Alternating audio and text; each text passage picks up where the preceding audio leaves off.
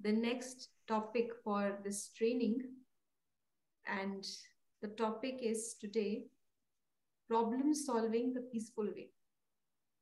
तो जैसे कि हम पहले भी डिस्कस कर रहे थे कि जब भी हम कोई टॉपिक लेते हैं तो सबसे पहले हमें उस टॉपिक के नाम से, क्योंकि जब लोग कोई टॉपिक सुनते हैं तो वो भी नाम सुन के कुछ ना कुछ इमेज बना लेते हैं कि इस टॉपिक में हमको ये मिलने वाला है। तो हम जो उनसे बात करें टॉपिक के अंदर, वो भी उनके उस एक्सपेक्टेशन को फुलफिल करें। ये बात हमको ध्यान में रखनी है कि इस टॉपिक को सुन करके किसी भी लेमैन ने, किसी भी व्यक्ति ने क्या इमेज बनाई होगी, मुझे उसको जस्टिफाई करना है, उसको संतुष्ट करना है और साथ में अपनी बात भी उनको समझानी है, ज्ञान तो देना ही है। तो जब हम ये सुनते हैं प्रॉब्लम सॉल्विंग द पीसफुल वे, तो एक तो सबसे पहले ये समझ में आता है किसी को भी कि मुझे प्रॉब्लम्स लाइफ में जो है उसका मुझे कैसे छुटकारा मिले, प्रॉब्लम से समझ में आ जाएगा। और दूसरा, शांति, पीस क्या है वो मुझे मिल जाएगी, right.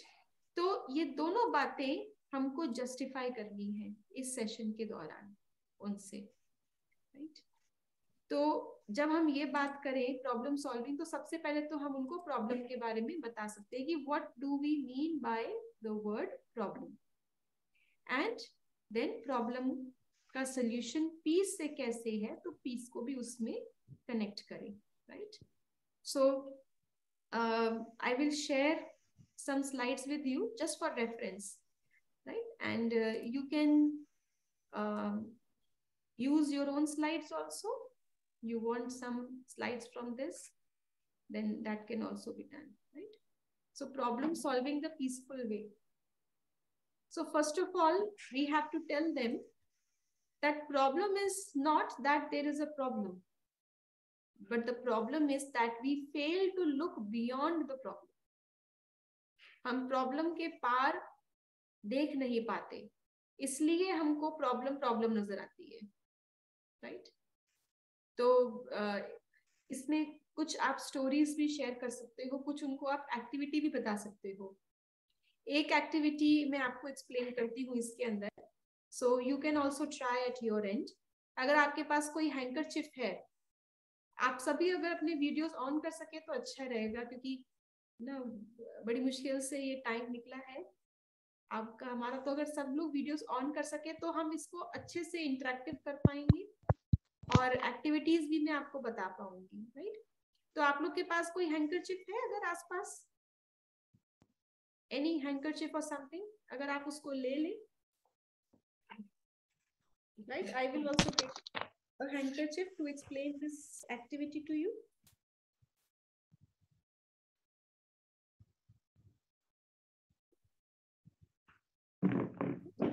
Now, once you have taken the handkerchief, just keep your videos on. Keep your videos on.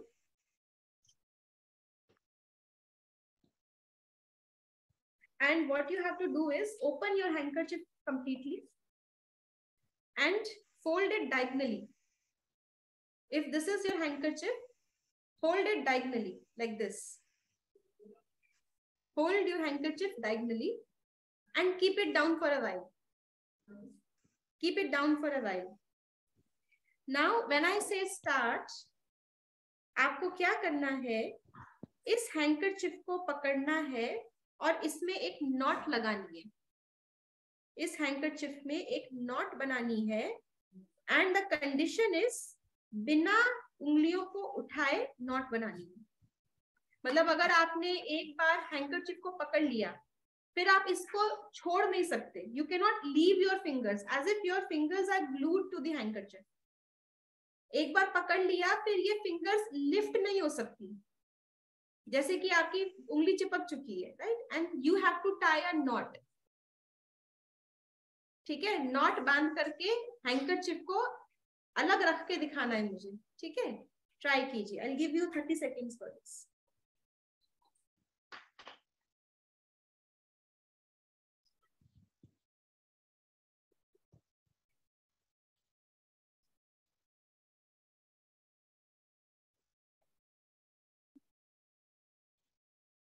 सभी ट्राई कर रहे हैं?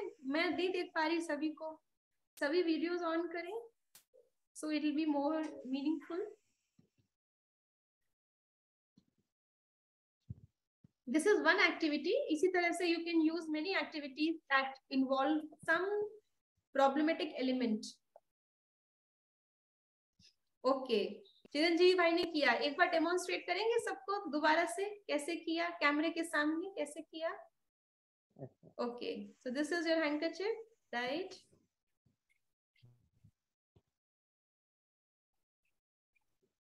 हाँ, you're only using one hand.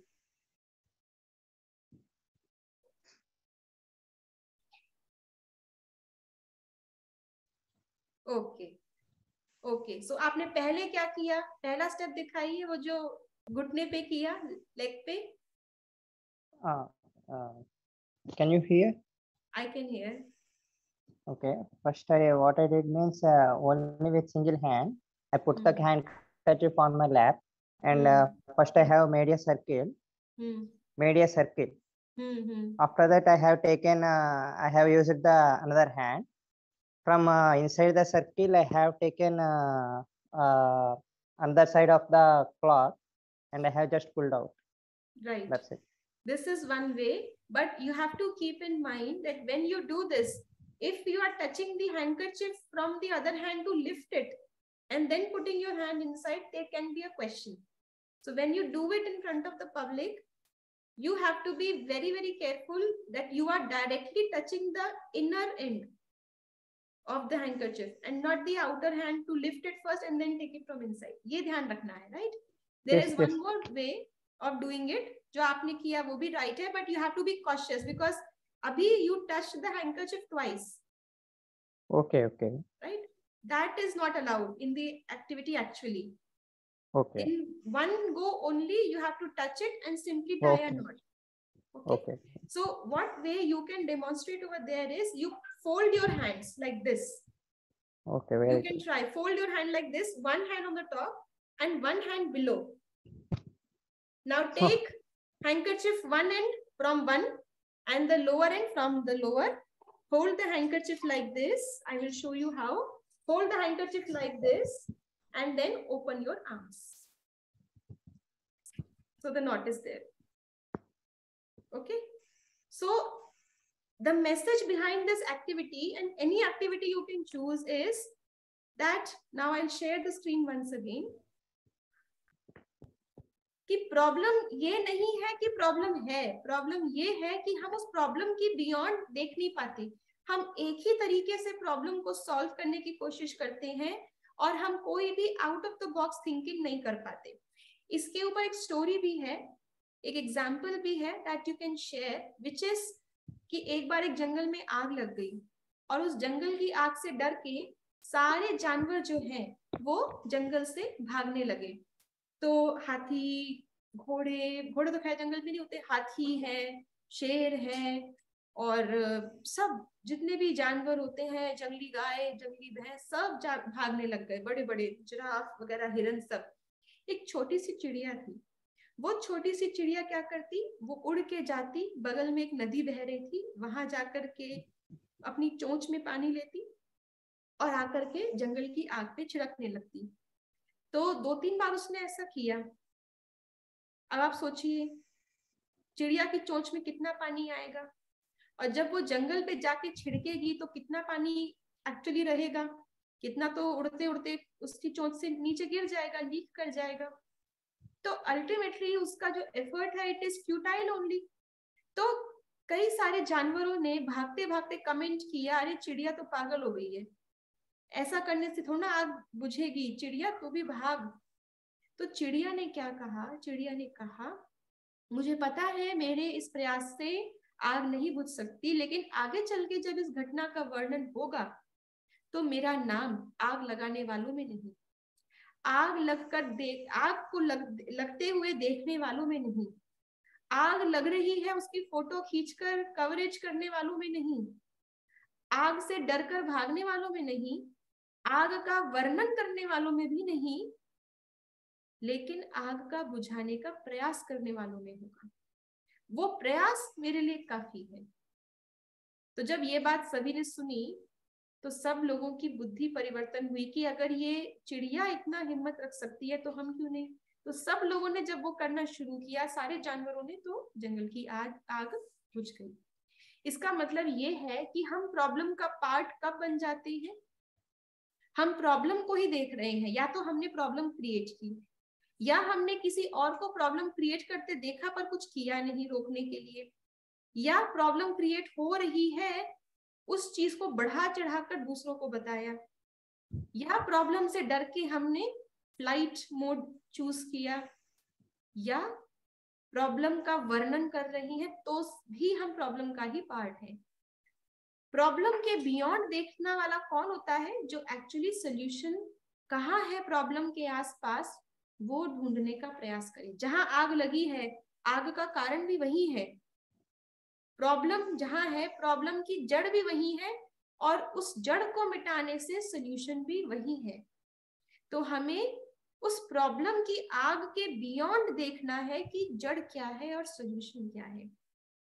Right? सो ये एक्टिविटी कि आपको अपने आप को प्रॉब्लम में उलझाना नहीं है। यूजुअली लोग क्या करेंगे, हैंकी पकड़ लेंगे पहले ही, फिर हाथ घुमाएंगे, हाथ के अंदर से निकालेंगे, उनका हाथ फंस जाएगा, ऐसे से बहुत कुछ करेंगे, बहुत देर लगा देंगे।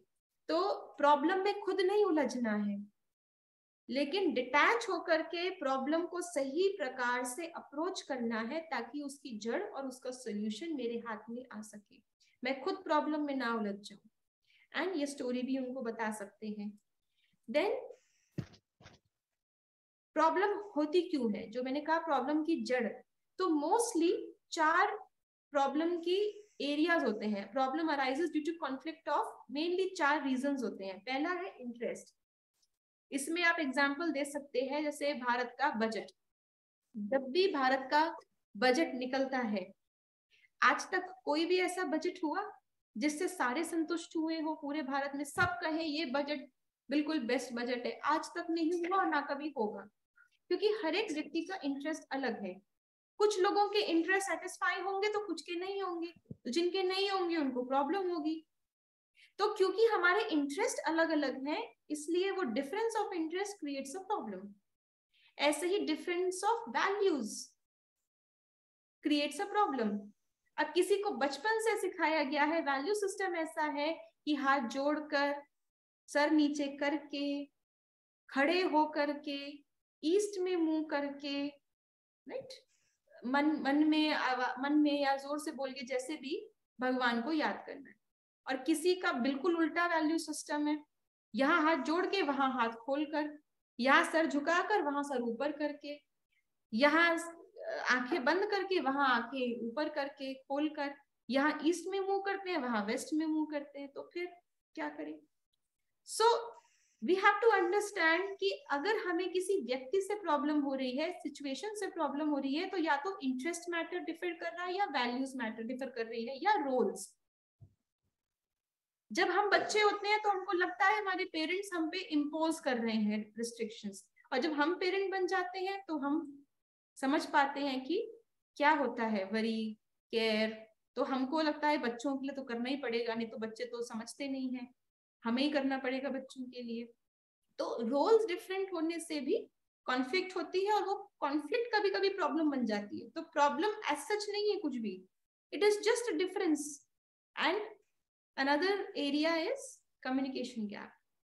मोस्टली ये 4 एरियाज रहते हैं कॉन्फ्लिक्ट के। तो जब मैं प्रॉब्लम के बाहर रह करके प्रॉब्लम को देखूंगी, डिटैच होकर के देखूंगी, तो मुझे समझ में आएगा कि किस कारण से ये प्रॉब्लम अराइज हुई है, क्या कॉन्फ्लिक्ट है, और उस कॉन्फ्लिक्ट को रिजॉल्व करने की जब मैं कोशिश करूंगी तो प्रॉब्लम का सोल्यूशन मुझे मिल जाएगा। फिर जो हम पहले भी डिस्कस कर रहे थे कि प्रॉब्लम और सिचुएशन में अंतर है। डिटैच होकर के आप प्रॉब्लम से दूर हटेंगे तो आप सिचुएशन को देख पाएंगे। और डिफरेंस क्या है प्रॉब्लम और सिचुएशन की? सिचुएशन के अंदर जब हमारी कोपिंग एबिलिटी नहीं है, हमें वो स्किल्स नहीं है हमारे अंदर, तो वो सिचुएशन प्रॉब्लम बन जाएगी। जैसे ड्राइविंग, जब हमारे अंदर ड्राइविंग स्किल्स नहीं है तो गाड़ी की स्टीयरिंग पर बैठना पसीने पसीने कर देगा, और जब सीख जाएंगे तो उसके बाद में खाते भी जा रहे हैं, गीत भी सुनते जा रहे हैं, बातें भी कर रहे हैं फोन पे, और ड्राइविंग भी हो रही है ऑटोमेटिक, जहां ब्रेक लगना है अपने आप गियर चेंज हो रहा है, कितना इजी हो जाता है ड्राइविंग करना। तो डिफरेंस क्या आया? सिचुएशन वही है, लेकिन पहले स्किल्स नहीं थी, अब स्किल्स हैं। क्योंकि हम यूनिवर्सिटीज में करा रहे हैं ये सेशन, या किसी एजुकेटेड ऑडियंस में करा रहे हैं ये सेशन, तो हम साइंस को यूज कर सकते हैं। तो जैसे यहाँ पे उसको फॉर्मूला के रूप में दिखाया हुआ है कि problem is equal to situation divided by coping ability या स्किल्स। सो इफ, अभी आप लोग बताइएगा, जो आप उनसे पूछ सकते हैं। सो अभी मैं आपसे पूछ रही हूँ, आप इसका आंसर दीजिएगा। If the numerator is increasing, what will happen to the question? Situation बढ़ती जा रही है, एडवर्स होती जा रही है, तो प्रॉब्लम का क्या होगा? Increases. Increases. If situation is increased, problem will also get increased. Not necessary. Problem will only increase if denominator is constant. Yes. ये कंडीशन सभी लोग बोलेंगे इंक्रीज, लेकिन फिर आपको उनका ध्यान खिंचवाना है कि आपने कोपिंग एबिलिटी को तो पूछा ही नहीं। अगर आपकी कोपिंग एबिलिटी, सिचुएशन बढ़ रही है with the rate of x, coping ability बढ़ रही है 2x, तो सिचुएशन के बढ़ने के बावजूद भी प्रॉब्लम आधी ही होगी। तो जो एजुकेटेड लॉट है वो इस चीज को इजीली समझ पाएंगे कि न्यूमरेटर बढ़ा, लेकिन न्यूमरेटर से ज्यादा डिनोमिनेटर बढ़ रहा है, तो एक्चुअली क्वेश्चन जो है वो कम होगा। दूसरा, सिचुएशन अगर 1 ही है, छोटी सी सिचुएशन है, लेकिन डिनोमिनेटर कोपिंग एबिलिटी 0 है, तो छोटी सी सिचुएशन भी इनफाइनाइट प्रॉब्लम क्रिएट करेगी, because denominator is 0। So anything divide by 0 is infinity. So छोटी सी चीज भी इतनी बड़ी प्रॉब्लम क्यों लगती है? क्योंकि हमारे अंदर क्षमता ही नहीं है, कोपिंग एबिलिटी ही नहीं है। और सिचुएशन कितनी भी बड़ी हो, अगर कोपिंग एबिलिटी इनफाइनाइट है तो प्रॉब्लम 0। तो यहाँ हमको उनको दिखाना है, यहाँ से वो समझ जाएंगे कि जैसे ही मेरी बुद्धि प्रॉब्लम से डिटैच हो जाती है और मैं सिचुएशन को देखती हूँ, मुझे समझ में आता है कि मेरे अंदर कौन सी एबिलिटी की कमी है, और उस पर वर्क करना मैं शुरू कर सकती हूँ। और मुझे सिचुएशन को डिलीट नहीं करना, वो नहीं होगी, लेकिन मुझे अपनी कोपिंग एबिलिटीज को बढ़ाना है। अगर वो मैंने किसी भी प्रैक्टिस से इनफाइनाइट कर ली, तो कोई भी सिचुएशन मेरे लिए प्रॉब्लम नहीं बन सकती। तो यहाँ से आपने उनको सॉल्यूशन की ओर मोड़ दिया, प्रॉब्लम सॉल्विंग की ओर आपने उनको यहाँ से डाइवर्ट कर दिया। You first told them what the problem is, now you are taking them towards the solution, peaceful way of solving a problem. So peaceful way is we are not fighting with the situation, क्योंकि fighting में हमारी energy lose होगी, लेकिन peaceful वे क्या है? हम अपनी piece की एबिलिटी को, अपनी स्किल्स को बढ़ा रही हैं, कंस्ट्रक्टिव वे में जा रही हैं। सो एग्जाम्पल आप दे सकते हैं कि just when the caterpillar thought that the world was over, it became the butterfly. इसका मतलब जैसे ही कैटरपिलर को लगता है कि ये सिचुएशन है ना, उसने मेटामॉर्फोसिस की, उसके सारे फिजिकल बॉडी में पूरा ट्रांसफॉर्मेशन आ रहा है जबरदस्त, उसके सारे लेग्स श्रिंक हो रहे हैं, उसकी बॉडी श्रिंक हो रही है, कुछ अजीब सा उसके बॉडी में से इमर्ज हो रहा है, इतना हीट, इतना प्रेशर, हर चीज उसके अगेंस्ट जा रही है, लेकिन उसने उस सिचुएशन के अंदर अपनी कोपिंग एबिलिटी को बढ़ाया, तो कितनी सुंदर बटरफ्लाई बन गई। आपके हाथ में कोई कैटरपिलर को रखे, आप क्या करेंगे? उसको फेंक देंगे, उसको दूर कर देंगे अपने से, लेकिन जैसे ही वो कैटरपिलर बटरफ्लाई बन जाएगा, अब आप उसके पास जाएंगे, उसके पीछे पीछे भागेंगे, उसके साथ सेल्फी लेने की कोशिश करेंगे, तो उसकी वैल्यू किसने इंक्रीज की? उसकी कोपिंग एबिलिटी। सिचुएशन तो वही थी उसके आगे। सो जो स्ट्रगल हमको स्ट्रगल लगती है, वो एक्चुअली एसेंशियल होती है हमारी ग्रोथ के लिए। क्यों? क्योंकि उस सिचुएशन ने हमें ये बताया कि हमारे अंदर इस स्किल की कमी है, और हमें हेल्प किया अपने और परफेक्शन की स्टेज पर जाने के लिए। So the word impossible, क्योंकि हम क्या बोलते हैं, problem, this is impossible, this task is impossible, इतनी बड़ी problem, it is impossible to cope with it. So the word impossible says I am possible, right? It says I am. So now it is time. It is time not to blame. It is not the time to change others. It is not the time to expect others to be grateful. It is not the time to regret or repent. It is not the time to worry or fret about the future. It is not the time to waste time. क्योंकि जब भी problem आती है हम क्या करते हैं, दूसरे को ब्लेम करते हैं, दूसरे को चेंज करने की कोशिश करते हैं, दूसरों से एक्सपेक्टेशन रखते हैं कि वो ठीक हो जाएं, वो बदल जाएं, या तो कोई ना कोई अपना डिसीजन जिसके कारण से प्रॉब्लम आई है रिग्रेट करते हैं, रिपेंट करते हैं, या वरी करते हैं क्या होगा इस प्रॉब्लम का सोल्यूशन, क्या होगा मेरा भविष्य, या तो टाइम वेस्ट करते हैं प्रॉब्लम के बारे में सोचने में या प्रॉब्लम से दूर भागने में. लेकिन ये टाइम है अपनी स्किल्स को बढ़ाने का, अपने आप को एम्पावर करने का, और ये टाइम है गॉड की मदद को यूज करने का. Let God take over the situation. God will not take over कि आपको मुक्त कर देगा, मैं कर लूंगा सब कुछ, तुम सो जाओ. God will make you do it. So it is time to connect with him, क्योंकि जो चीज आपसे नहीं हो सकती है वो वहां उनकी मदद से हो सकती है. यहाँ आप उनको एग्जाम्पल दे सकते हैं गॉड की मदद का. कैसे दे सकते हैं कि एक छोटा बच्चा है, अब वो छोटा बच्चा अंधेरे से डरता है, तो क्या करेगा, अंधेरे कमरे के बाहर खड़ा हुआ है, अंदर नहीं जाएगा, सोचेगा पता नहीं अंदर क्या है, भूत है, तो वो अंदर नहीं जाएगा. लेकिन अगर उसके पेरेंट्स आ जाए वहां, मम्मी या पापा आ जाए और उसको बोले चलो मेरे साथ चलो, उसको गोदी में उठा ले या उसका हाथ पकड़ ले, तो अब बच्चा जाएगा ना, अब हिम्मत करेगा बच्चा जाने की. तो क्यों, उसको प्रॉब्लम अभी भी वही है उसके लिए, अंधेरे से डर, सिचुएशन भी वही है अंधेरा, प्रॉब्लम भी उसका डर अभी वहीं पर है. लेकिन अब उसको अपने ऊपर कॉन्फिडेंस नहीं है, अपनी शक्ति उसकी इतनी नहीं है, लेकिन जिसके वो साथ है ये वो जानता है कि इनके साथ मैं सेफ हूं, अगर कुछ भी होना होगा तो ये टेक ओवर कर लेंगे और मुझे बचा लेंगे. तो जिसके साथ है उसके ऊपर कॉन्फिडेंस है, इसलिए बिना कॉन्फिडेंस के भी हमने वो काम, वो स्टेप ले लिया. ऐसे ही हमारे जो माता पिता है इटर्नल, तो यहाँ आप थोड़ा सा एम्पावरमेंट और गॉड के अंदर सोल को इंट्रोड्यूस कर सकते हैं कि पावर किसको चाहिए. फिजिकल पावर तो नहीं चाहिए हमको यहाँ पे सिचुएशन के अंदर, स्पिरिचुअल पावर चाहिए. क्यों चाहिए स्पिरिचुअल पावर, वीक कौन हुआ है, spirit. So in the problem it is not the body that is weak, it is the soul that is weak. And what is the soul, थोड़ा सा आप उनको यहाँ आत्मा का परिचय दे सकते हैं. फिर आत्मा का सर्व संबंधी माता पिता परमात्मा है, थोड़ा सा वो परिचय दे सकते हैं.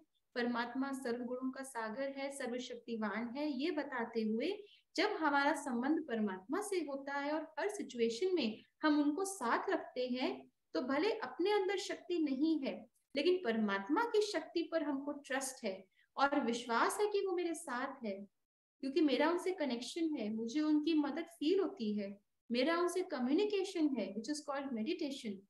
तो उनकी शक्ति से भी मेरे अंदर कॉन्फिडेंस आता है कि वो साथ है, कुछ भी होगा तो ही will take over. So we can take a step forward and we can move towards solving the problem. So it is time to do that. Time to focus on the soul and connect with the Supreme and use his powers.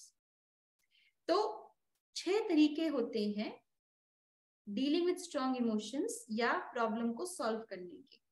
पहला problem solving का तरीका है हम aggressive हो जाएं, या तो openly चिल्ला दें या साइलेंटली नाराज हो जाएं किसी से, या हम रिप्रेस हो जाएं, हम डिप्रेशन में चले जाएं, अंदर ही अंदर हम कुढ़ते रहें.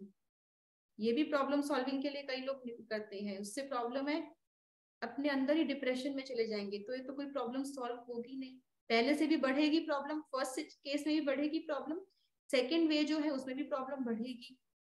थर्ड वे है हम उनसे किनारा कर लेते हैं, जो बाबा कहते हैं प्रॉब्लम से किनारा नहीं करना, फेस करना है। फेस क्यों करना है? क्योंकि हमारे अंदर जो शक्ति है, सुप्त है, खोई हुई है, उसको इमर्ज तभी होगी वो जब हम प्रॉब्लम को फेस करेंगे। या तो चौथा तरीका है फैंटेसाइज करते हैं, तोड़ मड़ोड़ के, प्रॉब्लम आई है, कमी हमारी है, लेकिन हम दूसरे पे ब्लेम करते हैं, तोड़ मड़ोड़ के प्रॉब्लम को प्रेजेंट करते हैं कि हमारी तो गलती थी ही नहीं।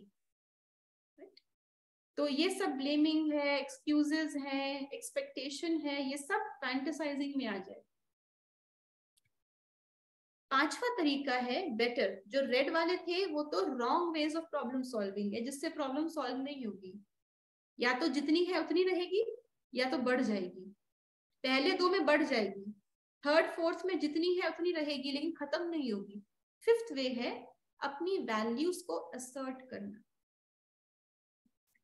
हमें पहले अपनी वैल्यूज पता हो, तो यहाँ भी आप उनको आत्मा की वैल्यूज का बता सकते हैं, and peace is one of the values. और अपनी वैल्यूज को धारण करते हुए प्रॉब्लम का सोल्यूशन निकालना, यह है पांचवा तरीका। और इससे भी बेटर तरीका है अपनी वैल्यूज को समझें, मेडिटेशन से उसको बढ़ाएं, औरों के अंदर भी वो वैल्यू सिस्टम डालें और सब मिलकर के उस प्रॉब्लम का सोल्यूशन निकालें।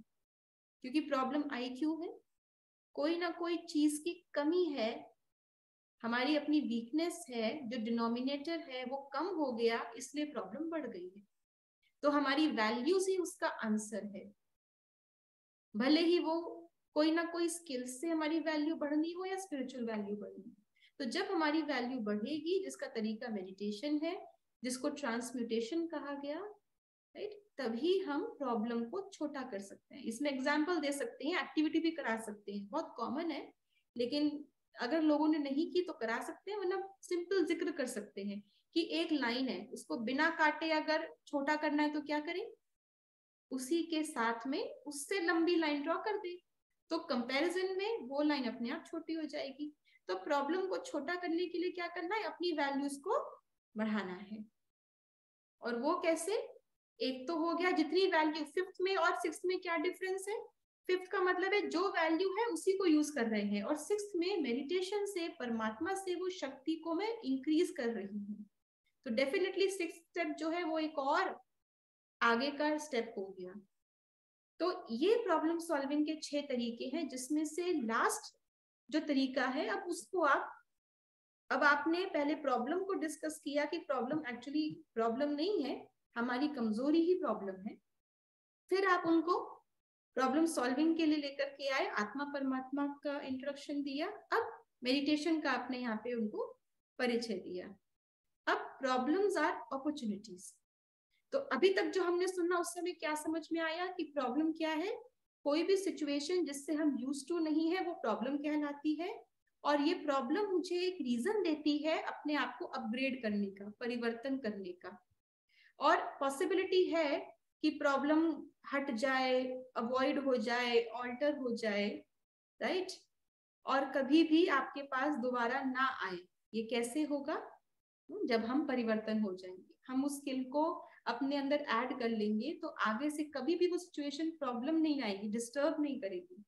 तो हर प्रॉब्लम मुझे चूज करने का चांस देती है कि मैं पीछे मुड़ जाऊं डर के, या मैं वो स्किल्स हासिल करके आगे बढ़ जाऊं। अब पीसफुल वे की बात की, तो पीस क्या है? Peace is not the absence of conflict but the ability to cope with it. शांति कब होती है, क्या होती है? इसमें आप उनको एक छोटी सी स्टोरी बता सकते हैं कि एक बार एक पेंटिंग कंपटीशन था, और उस पेंटिंग कंपटीशन में थीम दी गई थी पीस। तो उसके ऊपर पेंटिंग, पीस के ऊपर पेंटिंग बनानी थी। तो लोगों ने बहुत सुंदर सुंदर पेंटिंग्स बनाई, किसी ने बहुत शांत लैंडस्केप बनाया, पहाड़ है, बहुत शांत तालाब है, सब कुछ बिल्कुल परफेक्ट है।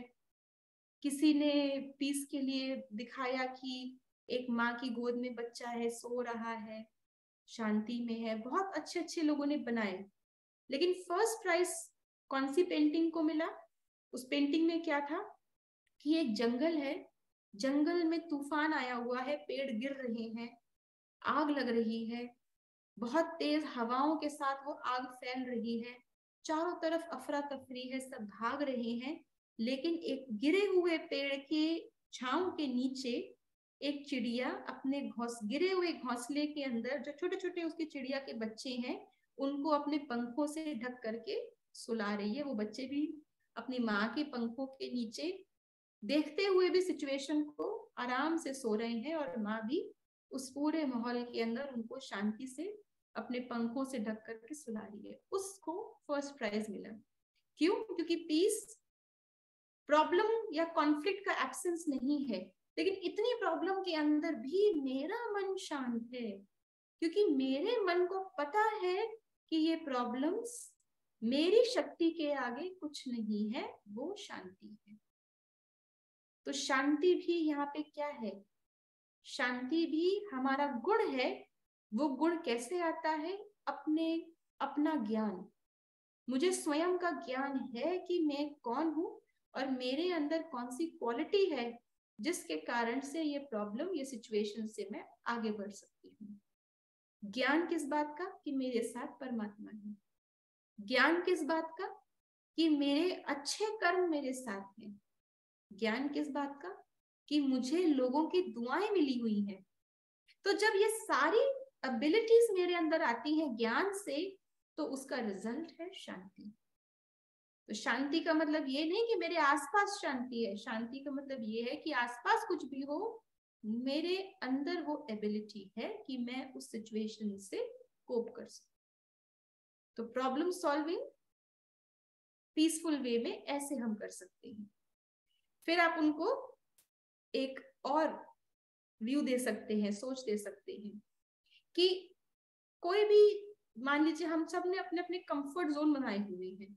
अब किसी का ये कंफर्ट जोन है, इतना ही कंफर्ट जोन है। कंफर्ट जोन का मतलब क्या है? जो चीज इस कंफर्ट जोन के अंदर है वो कंफर्टेबल है मेरे लिए, और अगर कोई चीज इस कंफर्ट जोन के बाहर आ जाती है तो वो प्रॉब्लम है, क्योंकि मेरे अंदर इतनी ही चीजों को डील करने की शक्ति है, इसलिए मैं कंफर्टेबल हूं। कुछ भी आ जाए इसके अंदर मैं डील कर लूंगी, लेकिन जैसी कोई चीज इसके बाहर आ जाती है, प्रॉब्लम। अब इसके दो तरीके हैं, या तो मैं उस प्रॉब्लम को हटाऊं। अब इस सर्कल के, अपने कंफर्ट जोन सर्कल के बाहर तो कितना बड़ा संसार है, कहां तक हटाऊंगी मैं प्रॉब्लम्स को? कितनी प्रॉब्लम हटाऊंगी? संभव ही नहीं है। लेकिन वही जो हमने अभी बात की कोपिंग एबिलिटी की, इसका मतलब कोपिंग एबिलिटी से मैं क्या कर रही हूँ? अपने कंफर्ट जोन को बड़ा कर रही हूँ। तो जैसे ही मैंने अपना कंफर्ट जोन बड़ा किया, तो जो चीज पहले कंफर्ट जोन के बाहर आ रही थी, अब वो कंफर्ट जोन के अंदर आ गई। अब वो प्रॉब्लम नहीं है मेरे लिए। तो वही जो बात आपने कही, उसी बात को आप यहाँ पे प्रैक्टिकली बता सकते हैं कि कितने भी हम डेलिकेट क्यों ना हो, लेकिन अगर हम अपनी कोपिंग एबिलिटी को, अपने कंफर्ट जोन के सर्कल को बढ़ा देते हैं और इनफाइनाइट कर देते हैं, तो कुछ भी मेरे कंफर्ट जोन के बाहर नहीं, इसलिए कुछ भी मेरे लिए प्रॉब्लम नहीं। I will always be peaceful, और उस पीसफुल माइंडसेट से मुझे सच में रास्ता दिखाई देगा कि मैं इससे बाहर कैसे जाऊं।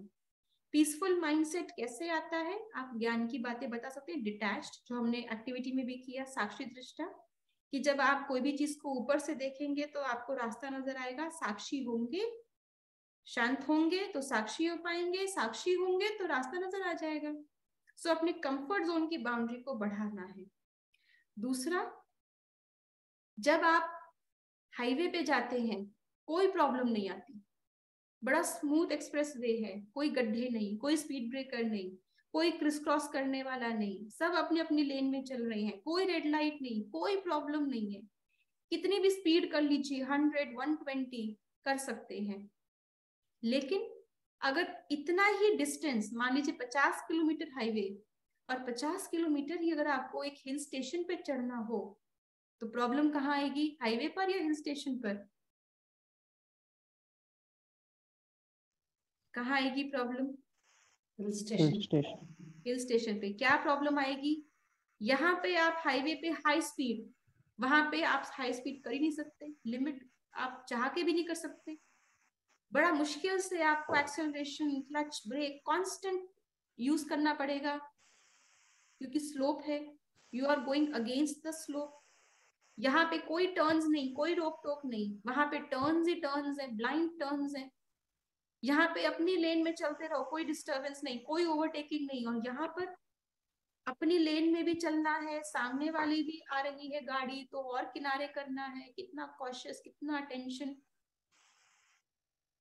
तो उतने ही किलोमीटर्स, कितनी मेहनत और कितना लंबा समय, तब जाके कितना अटेंशन, तब जाकर के वो उतना किलोमीटर्स की जर्नी हम हिल स्टेशन पे चढ़ पाएंगे। लेकिन एडवेंचर किसमें है, मजा कहाँ आता है, पहुंचने के बाद इंजॉयमेंट कहाँ है। हाईवे पे आप आगे तो बढ़ गए, लेकिन हिल स्टेशन पे आप सिर्फ आगे नहीं बढ़े, आप ऑल्टीट्यूड में भी राइज हुए, आप एलिवेट भी हुए। सो लाइफ अगर आपको बार बार सिचुएशंस लेके आ रही है, इसका मतलब आपके अंदर वो कुछ और जागृत करना चाहती है, जिससे आप एलिवेट होंगे, यू विल राइज। तो सिर्फ आगे नहीं बढ़ना है, एलिवेट भी होना है, ऊंचा भी उठना है। तो जब जब टर्न्स आए, समझ जाइए लाइफ ऊंचा उठा रही है। Turns are always more when we climb up. So if more turns are coming, it is an indication that we are climbing up. और थर्ड माइंडसेट, कि आप सड़क पे चल रहे हैं, स्पीड ब्रेकर आ गया, तो आप क्या करते हैं स्पीड ब्रेकर पर, क्या करते हैं? स्पीड ब्रेकर आता है तो क्या करते हैं? Slow down. Slow down, stop तो नहीं करते ना? नहीं, स्टॉप तो नहीं करते। तो जब भी स्पीड ब्रेकर आया तो उससे क्या करना है, लाइफ में कोई भी सिचुएशन आई तो मेरी स्पीड स्लो हो गई, सोचने की, कर्म करने की, प्रोग्रेस की स्पीड स्लो हो गई। लेकिन स्पीड ब्रेकर के बाद क्या करते हैं? स्पीड ब्रेकर क्रॉस कर लिया, फिर क्या करते हैं? उसी स्लोर पे चलते रहते हैं, increase the speed, yeah. Increase कर लेते हैं ना। तो ये जो प्रॉब्लम आई है, अच्छा जब पहले भी स्पीड हाई थी, बाद में भी हाई हो गई, तो स्पीड ब्रेकर की जरूरत ही क्या थी? पहले भी हाई थी, बाद में भी हाई कर ली, तो स्पीड ब्रेकर बनाया ही क्यों? बीच में स्लो करना ही क्यों पड़ा? where there are junctions to avoid the accident. There are any junctions, so to avoid the accident. क्योंकि और भी लोग रोड Did को you यूज get? कर रहे हैं ना, और भी लोग रोड को यूज कर रहे हैं, उनकी भी रोड है, उनके साथ चलना है हमको। हमारी अकेले रोड हो, जहां मर्जी जाए, नहीं, उनकी भी रोड है। तो लाइफ के अंदर हम जब चलते हैं तो और लोग भी कभी आगे बढ़े, तो आपको लगेगा आप स्लो हो गए, उनको भी रास्ता देना है, उनको भी चांस देना है। मतलब ये नहीं है कि हमको रुक जाना है। उस समय पर स्लो हुए, और स्लो होने से क्या हुआ, हमने अपना चेक भी किया, ठीक है मेरा अटेंशन था, स्पीड ब्रेकर आया तुरंत आपने स्लो कर दिया, गियर चेंज कर लिया, मतलब आपको पता चल गया ठीक है मेरा अटेंशन है रोड पर, भले मैं बात कर रही हूँ लेकिन मेरा अटेंशन है, मेरा ब्रेक ठीक काम कर रहा है, मेरा ब्रेक अच्छे से काम कर रहा है। तो दूसरे को भी मौका मिलता है, हमारी भी चेकिंग हो जाती है स्पीड ब्रेकर पर। सो अगर लाइफ में कोई सिचुएशन आई है जिसने हमारी प्रोग्रेस को स्लो कर दिया, इसका मतलब ये नहीं कि हम वहीं रुक जाएं, डिप्रेस होकर के बैठ जाएं। No, it is not a barrier, but it is a means to check yourself, but do not stop. उसको ओवरकम करने के लिए अपने आप को चेक करें, जरूरी वर्क करें अपने ऊपर, और उसके बाद फिर से स्पीड बढ़ा लीजिए, क्योंकि आपने ओवरकम कर लिया, जीत लिया उसको। तो इसके लिए इतनी शक्ति, इतना पॉजिटिव माइंडसेट, इतनी शांति, ताकि हम डिटैच हो सके, आंसर ढूंढ सके, सॉल्यूशन के बीच में जाकर के आंसर ढूंढ सके, उतनी शांति, उतनी सब चीजें कहाँ से आएंगी हमारे अंदर? उसके लिए मेडिटेशन। राइट? अब आपने सिक्स्थ जो तरीका था मेडिटेशन का, उससे क्या माइंडसेट चेंज होगा पहले वो बताया, अब आप उनको प्रैक्टिस पे लेके आ जाए। राइट? कि मेडिटेशन से क्या फायदा है, कि you are adding, you know who you are, आपको नॉलेज है अपनी, आपको नॉलेज है परमात्मा की, परमात्मा का साथ रिलेशन से आपको महसूस हो रहा है, और ये सब चीजें क्या करती है, आपके आसपास एक positive, each time you meditate you create another layer of positivity around you, और जितनी लेयर्स आप क्रिएट करते जाएंगे उन लेयर्स के अंदर उतना ही आप safe, happy, peaceful. So meditation क्या करता है, it is the way to reconnect with the underlying peaceful and powerful state of being, इसको आप एक्सप्लेन कर सकते हैं, and it is the way to restore true vibration of the energy of consciousness।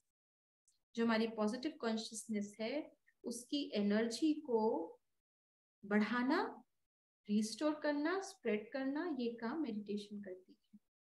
इसको आप एक्सप्लेन कर सकते हैं एंड देन फाइनली उनको मेडिटेशन का एक्सपीरियंस करा सकते हैं। इसमें किसी भी पॉइंट से रिलेटेड कोई आपके पास वीडियोस हो वो दिखा सकते हैं, कोई भी एग्जांपल्स आप कहीं पर भी ऐड करना चाहें, कोई भी स्टोरी ऐड करना चाहें, कोई भी एक्टिविटी ऐड करना चाहें राइट टाइम पर। लेकिन ऐसा नहीं होना चाहिए कि हमारे पूरे सेशन में एक्टिविटी ही एक्टिविटी है, और पूरे सेशन के अंदर कई बातें आपने की लेकिन हर बात का मेन बात से कनेक्शन जरूर होना चाहिए। जैसे हमारी यहाँ पे पूरे सेशन के अंदर मेन आपको बात कौन सी याद रही, हर स्लाइड तो याद नहीं रहेगी, लेकिन मेन बात आपको इस पूरे सेशन में क्या याद रही,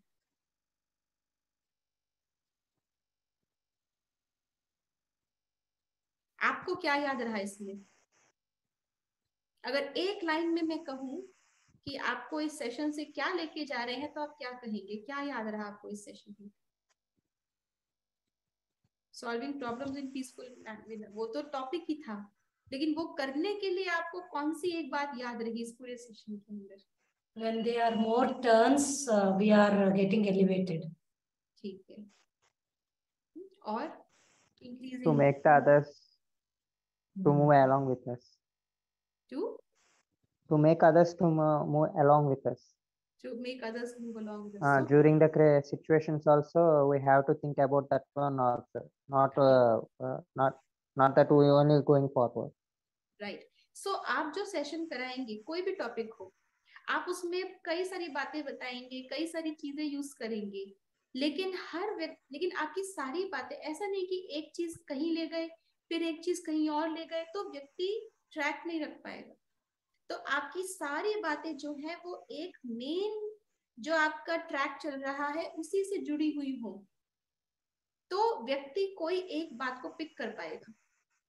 अगर आपने उसकी बुद्धि को बहुत यहाँ वहां लेके गए तो वो उन सब चीजों के अंदर मेन बात को भूल जाएगा। जैसे कई लोग बाबा की मुरली गौर से नहीं सुनते, तो जब रिपीट करवाती है बहनें कि मुरली में क्या सुना, तो क्या आंसर आता है, बाबा कहते हैं मुझे याद करो, क्योंकि वो तो कहते ही है हर मुरली के अंदर। क्यों?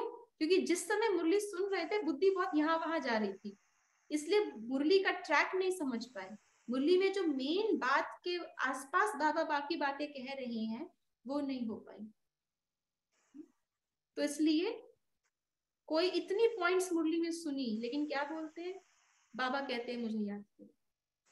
इसलिए हमारा ऐसा ना हाल हो जाए, सुनने वालों का ऐसा ना हाल हो जाए, इसलिए हमें उनको एंगेज रखना है ताकि वो कनेक्टेड रहे पूरे टाइम सेशन में, क्वेश्चंस पूछते हुए, एक्टिविटीज करा करके, स्टोरीज से लोग एंगेज होते हैं। ठीक है, इसलिए ये सब चीजें जहां जहां जरूरी है केवल उनको ट्रैक पर रखने के लिए वहीं यूज करें। टू मच हो जाएगा तो वो ट्रैक भूल जाएंगे।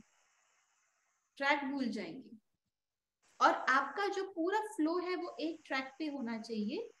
जैसे हमारे इस पूरे सेशन का ट्रैक क्या था, इंक्रीजिंग योर इनर एबिलिटीज। उसी के लिए हमने बताया इनर एबिलिटीज कौन सी है, उसका तरीका क्या है, किसकी मदद लें, उसको ना करने से क्या होता है, उसको करने से क्या होता है, ये सारी बातें हमने डिस्कस की। राइट, तो इन सब बातों में से ट्रैक पे रहेंगे तो कोई भी एक बात उनको जरूर ठहर जाएगी बुद्धि में, जो हमारा लक्ष्य है। क्योंकि सारी बातें तो एक साथ धारण नहीं कर सकते। मुरली में भी हमने कितनी बातें सुनते हैं, लेकिन सारी बातें धारण नहीं होती। लेकिन अगर आज की मुरली से एक बात मैं धारण कर लूं तो भी अच्छा पुरुषार्थ है ना। ऐसे ही उनसे भी ये एक्सपेक्ट नहीं कर सकते कि जितनी भी बातें सेशन में हुई सारी बातें वो मान लेंगी और सारी बातें वो समझ जाएंगी। लेकिन अगर एक भी बात उनको याद रही तो उसमें हमारी सफलता है, क्योंकि वहां उस पॉइंट से उनके अंदर जिज्ञासा आएगी कि और सुने और जाने, उसके ऊपर वो वर्क करेंगे। ओके, तो अभी आपको कुछ भी डाउट है, पूछना है तो पूछ सकते हैं।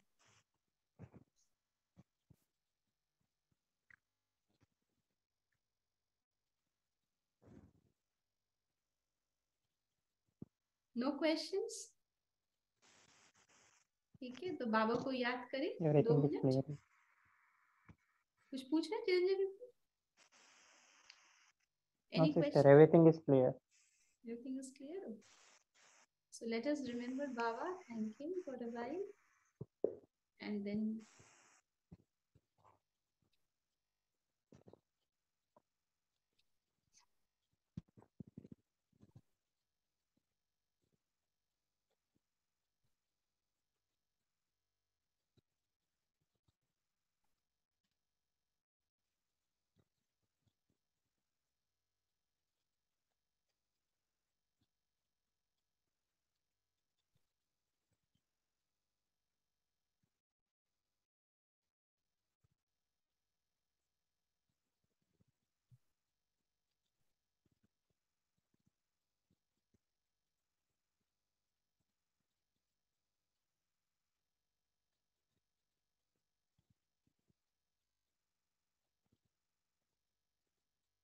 Om Shanti.